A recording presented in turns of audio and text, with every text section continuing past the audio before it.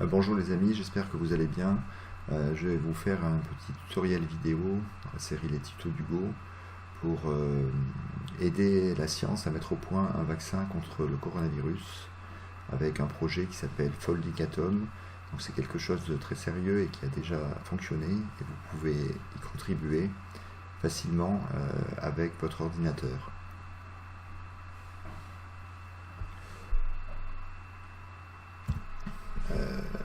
Alors pour cela, il y a juste à installer un petit programme qui va tourner en tâche de fond sur votre ordinateur et qui va traiter, en consommant très peu de bande passante, parce que c'est un travail en local, des données qui sont envoyées par l'université Stanford aux États-Unis et qui font des calculs bioinformatiques pour essayer de trouver des faiblesses et pour pouvoir aider à mettre au point un vaccin. Ça a déjà fonctionné très bien pour le virus Ebola il y a quelques années.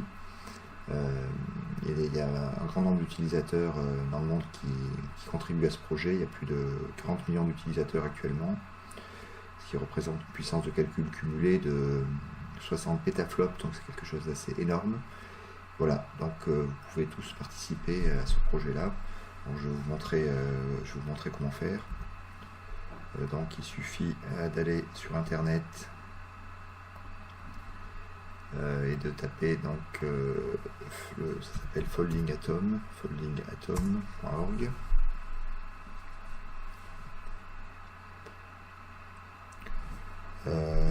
Voilà, donc vous allez dans Covid-19 ou Start Folding Atom, c'est la même chose. Je vais dans Start Folding Atom.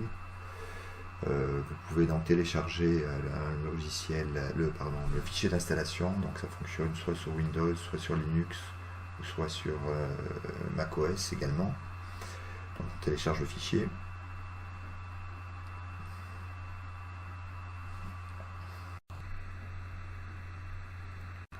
Donc vous enregistrez le fichier. Alors je ne vais pas le faire. Je vais pas le faire moi parce que j'ai déjà installé sur ma machine. Vous enregistrez le fichier, vous l'exécutez.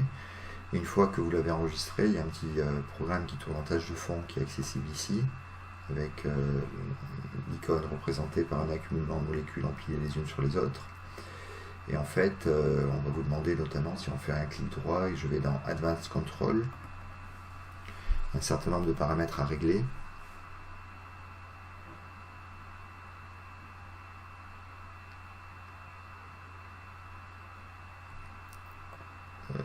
Pardon, c'est pas ça que je voulais montrer.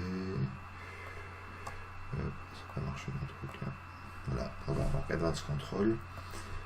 Vous avez notamment ici dans Configure, la partie configuration, votre identité, vous pouvez mettre le nom sur lequel vous participez, ici j'ai mis Malherbe, le numéro de l'équipe, donc on peut concourir pour une équipe.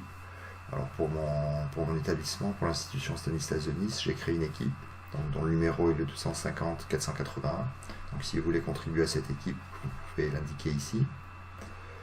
Voilà, et puis vous avez la possibilité en fait de choisir si le taux d'utilisation de votre ordinateur, donc soit light, soit medium, soit full, c'est-à-dire le taux d'occupation.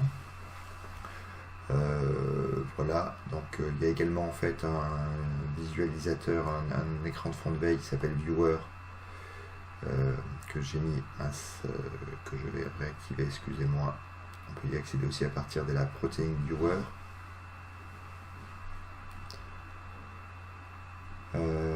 Voilà, donc l'animation va se mettre en place.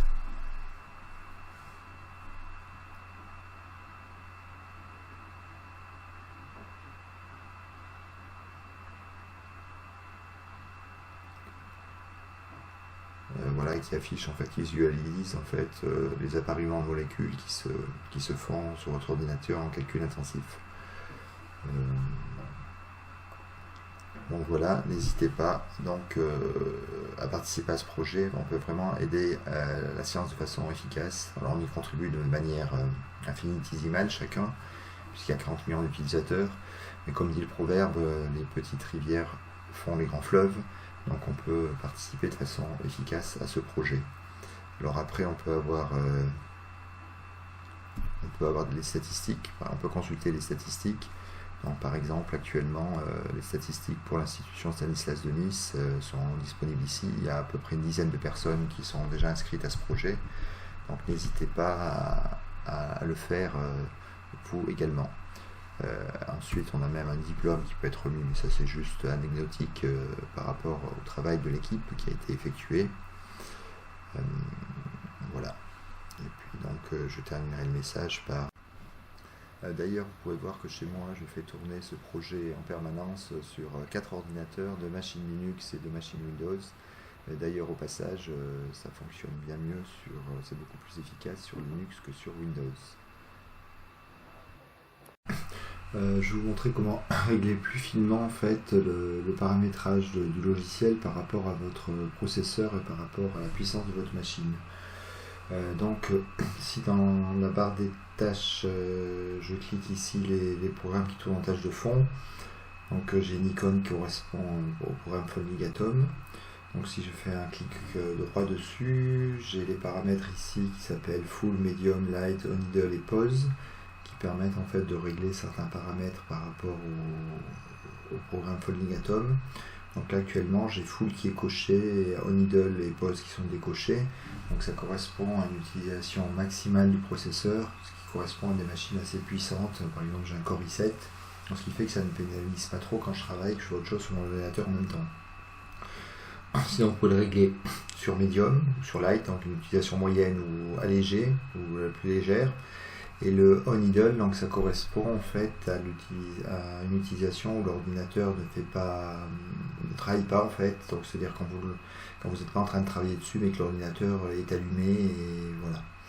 Pause, ça met le programme en pause. Donc l'utilisation minimum serait en fait de mettre On Idle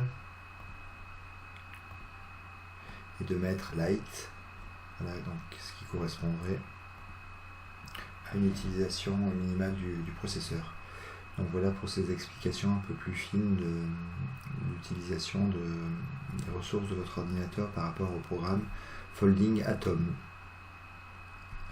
Voilà, sauver des vies, rester chez vous, c'est important. Au bout d'un mois de confinement, il faut continuer à bien rester chez soi pour diminuer l'impact du virus et soulager nos soignants dans les hôpitaux et diminuer le nombre de morts.